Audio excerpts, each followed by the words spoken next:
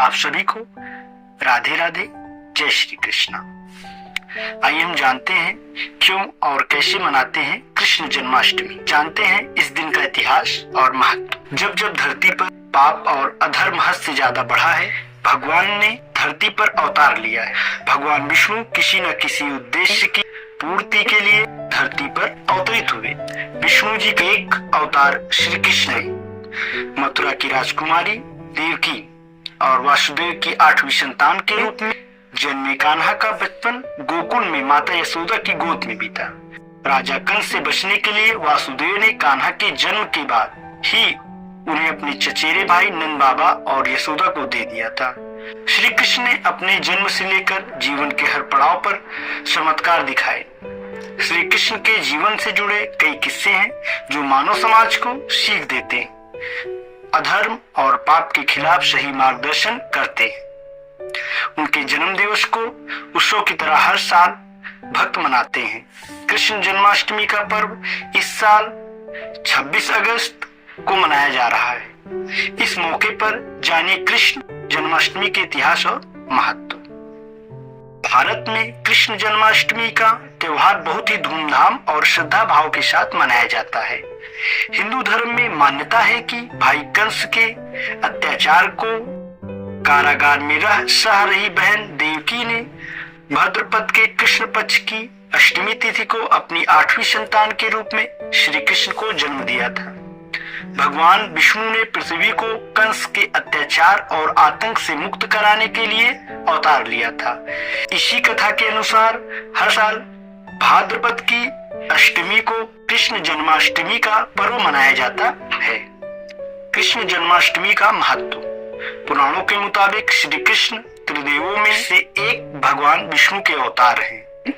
कृष्ण के आशीर्वाद और कृपा को पाने के लिए हर साल लोग इस दिन व्रत रखते हैं। मध्य रात्रि में विधि विधान से पूजा अर्चना करते हैं, भजन कीर्तन करते हैं और जन्मोत्सव मनाते हैं। इस दिन के लिए मंदिरों को विशेष तौर पर सजाया जाता है। कुछ स्थानों पर जन्माष्टमी पर दही हांडी का उत्सव भी होता है। कैसे मनाते हैं कृष्ण जन्माष्टमी? आइए जानते हैं कैसे मनाते हैं कृष्ण जन्माष्टमी। जन्माष्टमी पर भक्त श्रद्धानुसार उपवास रखते हैं। भगवान श्री कृष्ण की विशेष पूजा अर्चना की जाती है।